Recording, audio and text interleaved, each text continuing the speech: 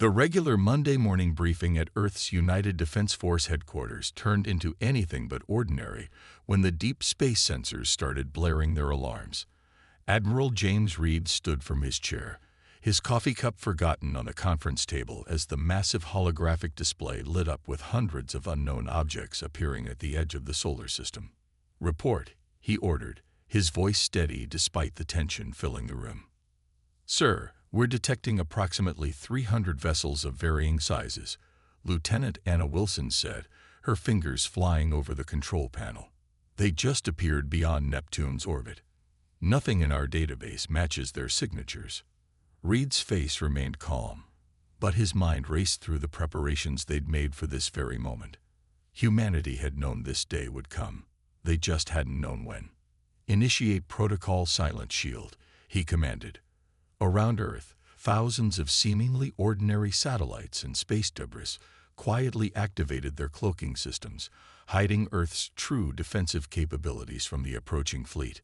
The massive ships moved with precision, their formation speaking of military discipline. They were still hours away from Earth at their current speed, but their intention was clear. This was no peaceful exploration fleet. "Sir, we're receiving a transmission," Wilson announced. "It's being broadcast on all frequencies." Reed nodded. "Put it through." The holographic display shifted, showing a tall figure in an ornate uniform. The alien's appearance was humanoid enough to be unsettling, like looking at a human through a warped mirror. Its skin had a slight purple tinge, and its eyes were too large, too bright. "People of Earth," the figure spoke in perfect English, making Reed's eyebrows rise slightly. They'd clearly been studying humanity for some time. "I am High Commander Marcus of the Galactic Empire. We represent a civilization spanning 10,000 worlds and countless species. We have come to offer Earth the opportunity to join our great empire." Reed noticed the careful choice of words. Offer instead of demand. But the size of the fleet told a different story. "Your civilization has shown remarkable progress," Marcus continued. "However, you remain confined to your single world, barely reaching your own moon. Under Imperial guidance, you will achieve greatness beyond your imagining. We await your acceptance of our generous proposal." The transmission ended, leaving the room in silence. "They're good," Reed muttered, almost admiringly. "Notice how they didn't mention what happens if we refuse their generous proposal." Captain Tom Baker, the head of intelligence, stepped forward. "Sir, our long-range scans are complete. Their technology appears to be based on conventional physics, antimatter drives, plasma weapons, energy shields. No sign they've discovered quantum manipulation." Reed allowed himself a small smile. The Empire clearly thought they were dealing with a primitive civilization that would be awed by their show of force. They had no idea that Earth had detected their scout ships years ago, or that humanity had chosen to appear less advanced than they were. "Send the standard response," Reed ordered. "Welcome them formally, express our surprise and honor at being contacted. Ask for time to consult with Earth's various governments." He paused, then added, "and inform all bases to maintain Protocol Silent Shield. Not a single quantum device is to be activated without direct authorization." As his staff rushed to carry out his orders, Reed walked to the window overlooking the city below. People were going about their daily lives, unaware that humanity faced its greatest test. The Empire thought they were offering Earth a chance to join the greater galactic community. They didn't realize that humanity had chosen isolation for a reason. "Sir," Wilson called out, "the Empire's fleet has stopped at Mars orbit. They're waiting for our response." Reed nodded, watching the sunrise paint the sky in shades of orange and red. "Then let's not keep them waiting. The game begins now." He turned back to his staff, his voice firm. "Remember, everyone, we play the part of the surprised, primitive civilization. The Empire thinks they're dealing with children who've barely left their cradle. Let's not disabuse them of that notion. Yet." The first pieces were set on the board, and humanity's greatest deception was about to begin. Imperial Scout Thomas Gray stood before the High Command Council aboard the Empire's flagship, his dress uniform perfectly pressed. The massive chamber, designed to intimidate with its towering ceiling and dark metal walls, held the 12 most powerful beings in the Empire. Their eyes focused on him as he prepared to deliver his assessment of Earth. Honorable Council, Gray began, activating the holographic display. I have spent the past week observing Earth's defenses and capabilities. My findings confirm our initial assumptions about their technological level. The display showed Earth's orbital space, highlighting the various satellites and space stations. Their orbital installations are primitive. Most of their satellites used chemical rockets for positioning, and their space stations require constant resupply from the surface. Their most advanced weapons appear to be nuclear-based missiles and basic laser platforms. High Commander Marcus leaned forward in his chair, and their military response to our presence. Gray allowed himself a small smile. Exactly as expected, sir. They'd been scrambling their aircraft, moving their naval vessels, and attempting to track our ships with their radar systems. All very predictable. Their communication patterns suggest they're still trying to achieve consensus among their various nations, Gray continued. They remain divided into nearly 200 separate governmental entities. This political fragmentation will make their conquest even simpler than standard operations. One of the council members, an older being with deep blue skin, raised her hand. You seem amused, Scout Gray. Explain.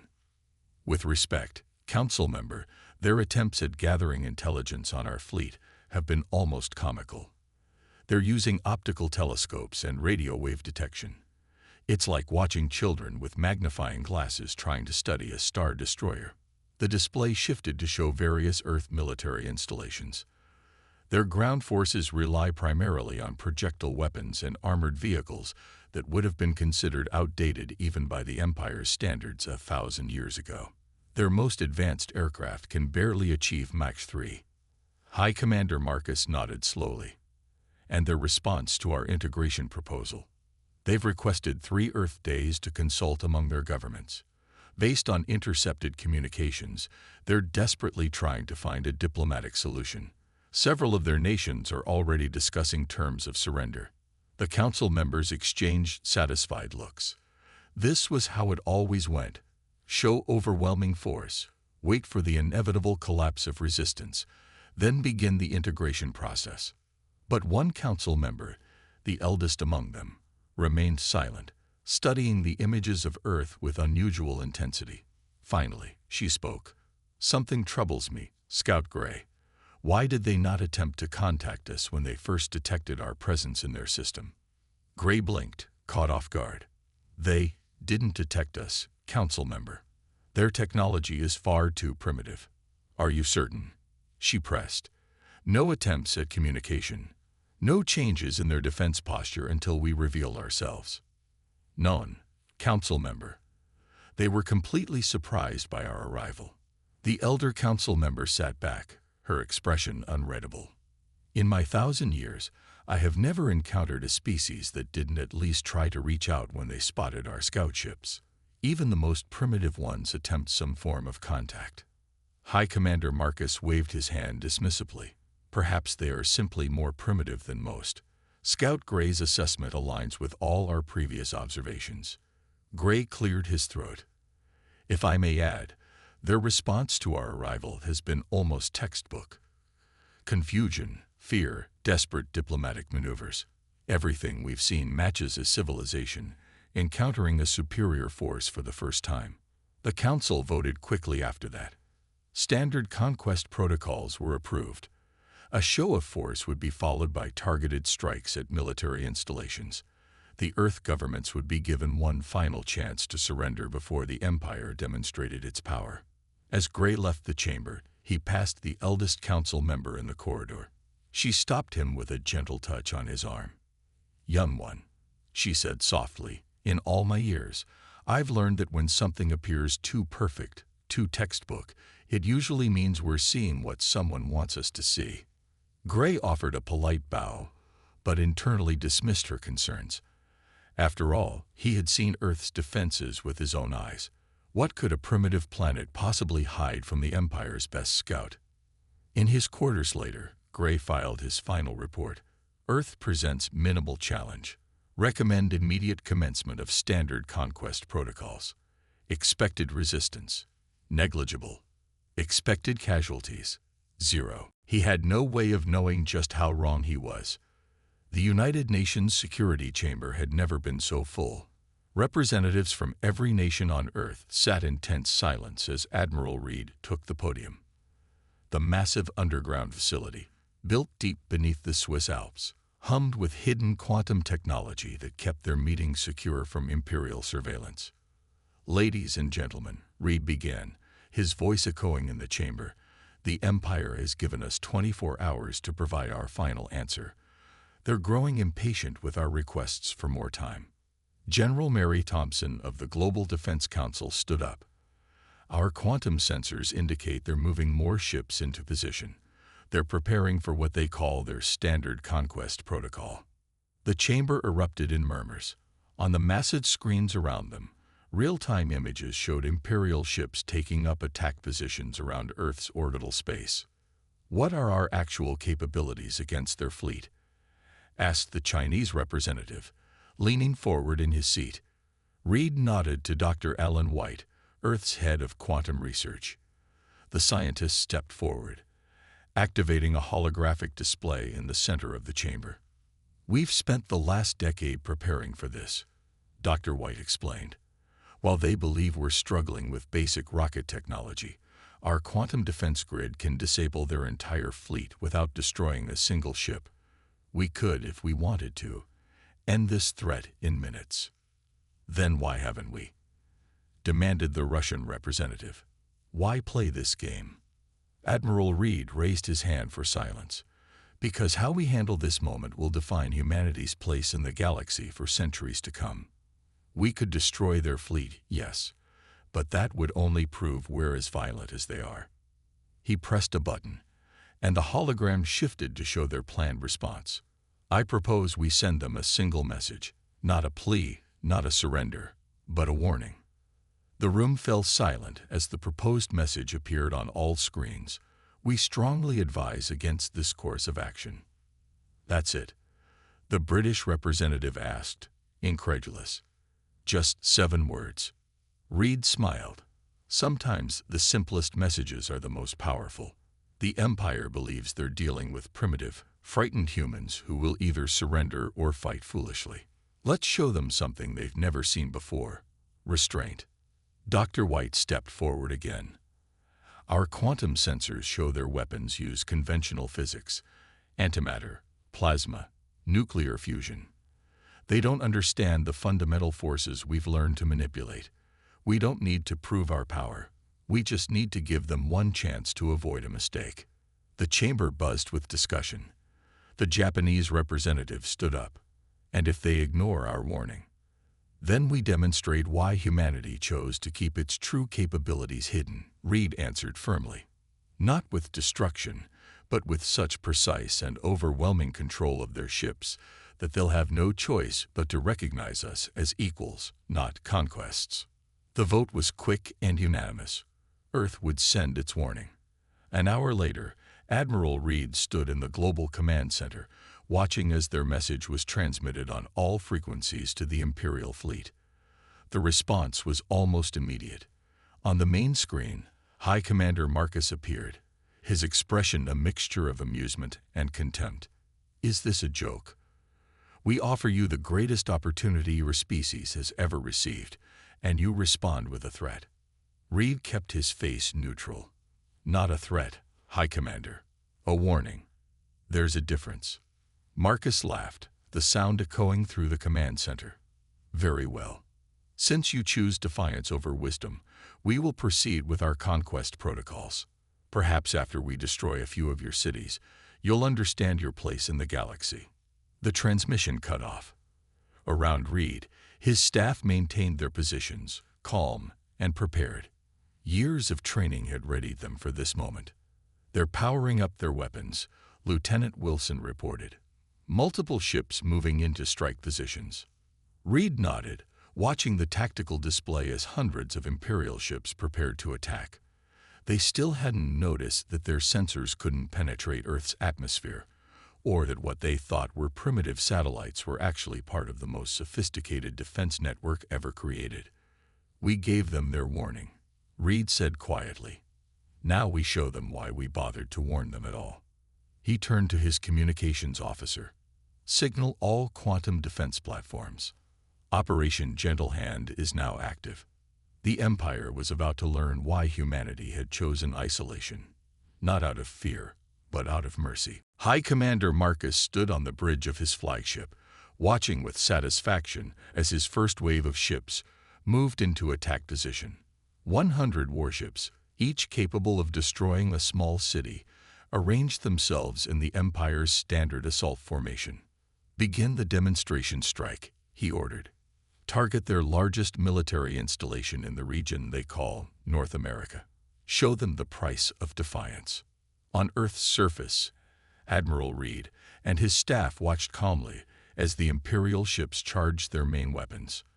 The massive energy readings lit up their quantum sensors like miniature suns. "All stations report ready," Lieutenant Wilson announced. "Quantum defense grid is active but still hidden. The Empire's sensors still show only our decoy satellites." Reed nodded. "Let them fire first. Everyone remember. Minimal force, maximum control." In space, the Imperial ship's weapons reached full power. Scout Gray watched from his observation post, expecting to see the primitive Earth forces panic. Instead, their radio channels remained strangely quiet. "Weapons locked on target," the Imperial weapons officer reported. "Firing in 3, 2, 1. 100 energy beams lanced toward Earth's atmosphere. For a split second, they looked unstoppable, each carrying enough power to vaporize several square miles. Then the impossible happened. The beams struck what appeared to be empty air and simply stopped. They didn't explode, scatter, or dissipate. They froze in place, hanging in space like streams of light turned to crystal. "What's happening?" Marcus demanded.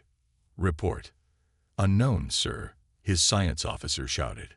"The energy, it's just hanging there. Our sensors can't explain it." Reed's voice came over all Imperial communications channels, calm and almost gentle. "We did warn you."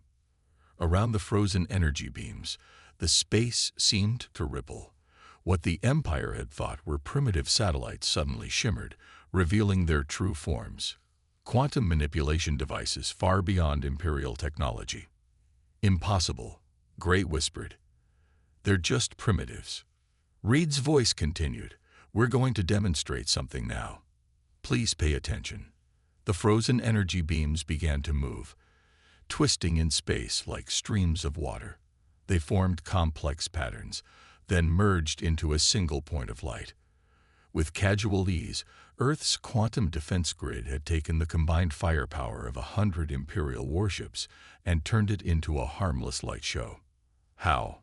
Marcus demanded. "How are you doing this?" "Your weapons use energy we learned to control decades ago," Reed explained. "Now, let us show you what else we can do." The Imperial fleet suddenly lost power. Every ship, from the smallest scout to Marcus's massive flagship, went dark. Emergency systems kicked in, but they provided only enough power for life support. "Status report," Marcus shouted. "All weapons offline. Engines dead." We're being moved." Like dancers in a silent ballet, the 100 Imperial ships began to move through space, guided by invisible forces. They arranged themselves in a perfect sphere, each ship facing outward, powerless but undamaged. On their bridges, Imperial crews watched in shock as their viewscreens activated, showing them the true face of Earth's defenses. The quantum grid emerged from its camouflage, revealing a network of technology so advanced it seemed to bend reality itself. "This is a small demonstration," Reed's voice explained. "We could have destroyed your ships. Instead, we chose to show you something more important: restraint." Scout Gray, watching from his observation post, finally understood the Elder Council members' warning. Earth hadn't failed to detect their scout ships years ago. They had chosen not to respond. They hadn't been primitive at all. They had been waiting, watching, and hoping the Empire would make a wiser choice. Power returned to the Imperial ships, but their weapons remained offline. Reed's final message echoed through every Imperial communication system. Now shall we discuss peace between equals? In his command chair, High Commander Marcus realized that everything he thought he knew about Earth had been wrong. They weren't primitive. They weren't defenseless. They were something the Empire had never encountered before, a civilization powerful enough to choose peace over conquest. High Commander Marcus sat in the emergency meeting with Earth's representatives, his proud posture now noticeably stiff with tension. The meeting room, located in a neutral space station between Earth and Mars, revealed another surprise. Humans had built it years ago, keeping it invisible until now. "Let me understand this clearly," Marcus said, looking at Admiral Reed across the polished table. "You knew about the Empire's existence for how long?" "We detected your first scout ships 8 years ago," Reed replied calmly. "They were very well hidden, except from our quantum sensors." Dr. White stepped forward, activating a holographic display. "We watched as you studied us, mapped our cities, and analyzed our visible technology. We let you see exactly what we wanted you to see." The display showed images of Earth's apparent military bases, then shifted to reveal the true facilities hidden beneath them. Where the Empire had seen primitive missile silos, there were actually quantum research centers. What they'd thought were radar stations were really nodes of the global defense grid. But why? Scout Gray asked from his position near Marcus. "Why pretend to be primitive?" Reed smiled sadly. "Because of what you're doing right now, conquering worlds. We watched your empire absorb planet after planet. Some fought back with advanced weapons, which only led to their destruction. Others surrendered and lost their independence. We chose a third path. Development in secret," Marcus realized, his large eyes widening. "Exactly," Dr. White confirmed. "We focused our efforts on defensive technology. While other civilizations raced to build bigger weapons, we learned to control the basic forces of the universe itself. Our quantum technology doesn't just stop your weapons, it can redirect any form of energy." The hologram showed a demonstration. A massive energy blast being caught, twisted, and transformed into harmless light. "Impossible," one of Marcus's scientists muttered. "The energy calculations alone would be impossible using conventional physics," Dr. White finished. "That's why we succeeded where others failed. We took a completely different path." Lieutenant Wilson entered the room, handing Reed a tablet. He read it and nodded. "Our sensors have detected 3 more Imperial fleets approaching the solar system. Backup forces, I assume." Marcus shifted uncomfortably. "Standard protocol for dealing with resistant worlds." "There's no need for concern," Reed assured him. "They'll find themselves as welcome as your first fleet." As if to demonstrate, the quantum grid suddenly became visible throughout the solar system, a vast network of interconnected energy fields, making Earth's defensive capabilities clear to any observer. "We don't want war," Reed continued. "We never did. That's why we waited, watched, and prepared. We hoped the Empire would eventually find Earth and choose diplomacy over conquest. And if we had," Marcus asked quietly, "we would have revealed ourselves gradually, offering to share our advances in quantum science. We believe in cooperation, not domination." The room fell silent as the implications sank in. The Empire, with all its military might, had never encountered a civilization that had chosen to hide its power rather than display it. Dr. White brought up another hologram, showing the basics of quantum manipulation. "We're still offering that cooperation now. Your empire has achieved amazing things with conventional technology. Imagine what we could accomplish together, as equals." Scout Gray studied the quantum science displays with growing amazement. All this time, We thought we were studying you. When in fact, Reed finished, we were hoping you would learn a more important lesson. True power isn't about conquest. It's about choice. We chose peace even when we had the strength for war. Marcus stood slowly, his worldview visibly shaken. The Empire had always judged civilizations by their visible strength, their conquests, their military might. But Earth had shown them something entirely new, the power of patience, restraint, and hidden wisdom. I believe, Marcus said carefully, that the Empire's Council will be very interested in opening diplomatic relations with Earth. Reed nodded, pleased. Then let's begin discussing how to turn your integration fleet into a diplomatic mission. After all, we have 8 years of scientific advances to share. The meeting continued, marking the first step in what would become a profound change in galactic politics. The day Earth revealed that true strength lies not in the power to destroy, but in the wisdom to wait. The 3 backup fleets from the Empire dropped out of faster-than-light travel at the edge of the solar system. 2,000 warships, the largest invasion force assembled in the past century, moved into attack formation. Admiral Jack Stewart of the Imperial First Fleet stood on his bridge, ready to succeed where Marcus had failed. No response to our demands, his communications officer reported. Earth remained silent. Stewart smiled coldly. Then we do this the hard way. All ships, battle formations, target their major cities and... He stopped mid-sentence as every screen on his bridge suddenly activated, showing Admiral Reed's calm face. I see the Empire has chosen to make the same mistake twice, Reed said quietly. We had hoped High Commander Marcus's report would have prevented this.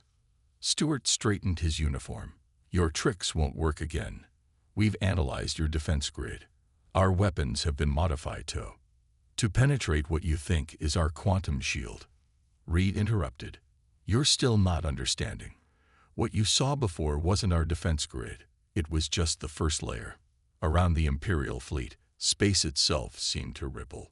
Thousands of previously invisible structures appeared, surrounding the Empire's ships in a complex web of quantum technology. Let me demonstrate something new, Reed said. At first, nothing seemed to happen. Then Stewart noticed his officers staring at their hands in shock. Every piece of metal in the fleet, from the smallest screw to the largest hull plate, had turned to glass. The ships were still intact, still pressurized, but now completely transparent. Don't worry, Reed assured them. Your ships are perfectly safe. We've simply reorganized their atomic structure temporarily. A small demonstration of what quantum manipulation can really do. Stewart's voice shook slightly. That's impossible. You can't just change matter like that. Actually, Reed explained, we can do much more. Watch. The glass ships suddenly returned to metal, but now they were covered in blooming flowers, their hulls transformed into living gardens while maintaining their structural integrity. Quantum science lets us control reality at its most basic level, Reed continued. We can transform matter, redirect energy, and even manipulate time itself within limited areas. We showed Marcus only our simplest capabilities, hoping it would be enough. The flowers vanished, the ships returning to normal. But now the Imperial crews could see Earth's true defensive network, a vast, living web of quantum machinery that extended throughout the solar system. Lieutenant Wilson appeared beside Reed in the transmission. Sir, their weapons are powering up. They're still going to attack. Reed sighed. Very well. Show them the gravity lens. Before Stewart could give the order to fire, every Imperial ship found itself looking at Earth through what seemed to be a magnifying glass in space. The planet appeared close enough to touch, and now they could see what they'd missed. Earth's cities weren't just on the surface. They extended into the sky in invisible quantum structures, into the oceans in vast underwater habitats, and deep underground in sprawling complexes. Human civilization was far larger and more advanced than anything the Empire had imagined. We didn't build up, Reed explained. We built in all directions, using quantum fields to hide our expansion. Your entire fleet is currently sitting inside one of our residential districts. You just couldn't see it until now." Stuart sank into his command chair. Everything the Empire knew about warfare, about technology, about conquest, none of it mattered against what humanity had achieved. "You could have destroyed us at any time," he realized. "Yes," Reed agreed, "but that was never our goal. Even now, we're not trying to defeat you. We're trying to teach you. Power isn't about destruction. It's about understanding the universe deeply enough to make destruction unnecessary." Around the Imperial fleet, the quantum structures pulsed with soft light. Humanity's message was clear.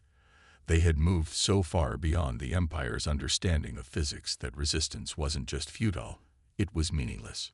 "Now," Reed said, "shall we discuss how to turn this invasion fleet into a joint scientific expedition? We have so much we could learn from each other." Stuart looked at his fleet, the most powerful invasion force in Imperial history, rendered irrelevant not by superior weapons, but by superior understanding. In that moment, he realized that the Empire hadn't just made a mistake. They had encountered something entirely new, a civilization that had grown powerful enough to make peace its only weapon. 1 month after the Empire's failed invasion, the Great Hall of the Imperial Council looked very different. The once dark chamber was now lit by floating quantum lights, a gift from Earth that served as a constant reminder of humanity's advanced technology.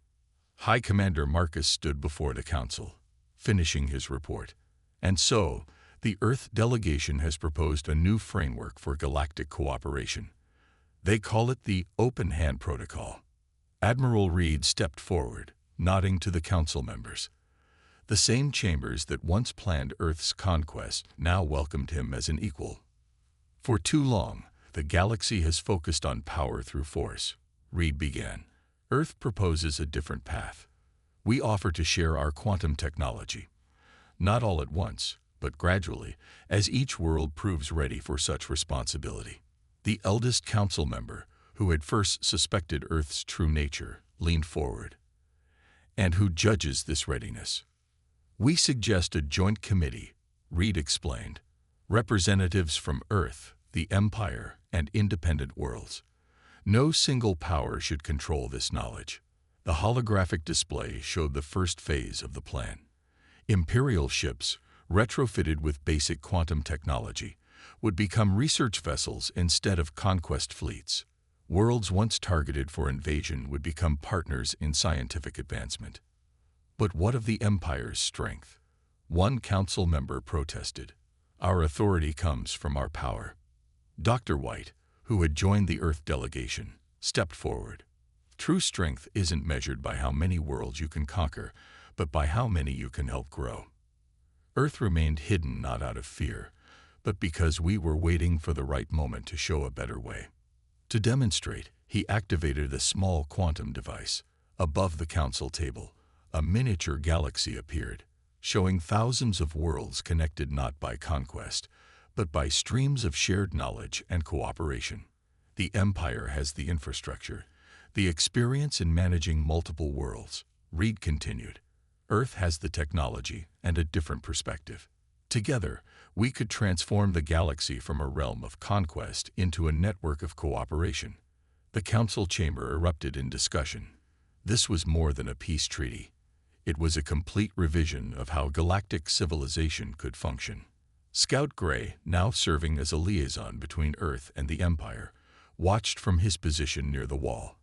He remembered how he had once dismissed Earth as primitive, only to discover they had been centuries ahead all along. "There will be resistance," Marcus warned. "Many in the Empire won't want to change." Reed nodded.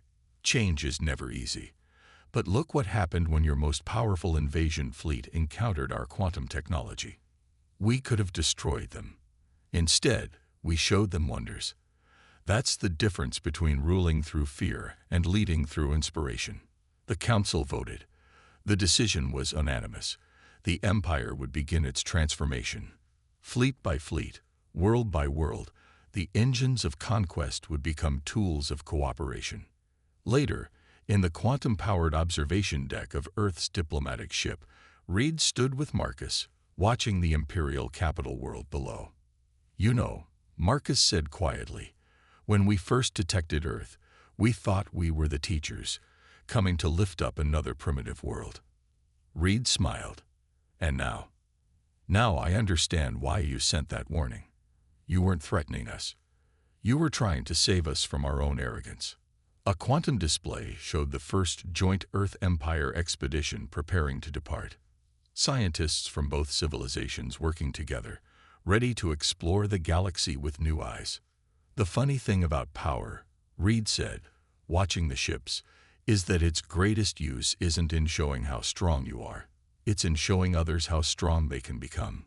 The ships departed, their quantum drives leaving trails of beautiful light across the sky. They carried with them humanity's greatest discovery, that the most powerful force in the universe wasn't the ability to conquer or destroy, but the wisdom to wait, watch, and choose a better path. The Empire had set its sights on Earth, expecting to find another conquest. Instead, they found their future.